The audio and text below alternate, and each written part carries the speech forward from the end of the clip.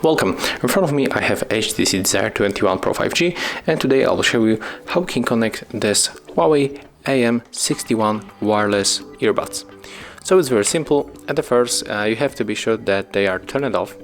So let's turn them off. As you can see, in my case they are. And right now when they are turned off, you have to click and hold this middle button. Let's make it. Keep holding. When the indicator is blinking, you have to release that key, and it means that it is in the pairing mode. So move to the Bluetooth settings on your HTC, click to pair new device, and choose the AM61 earbuds,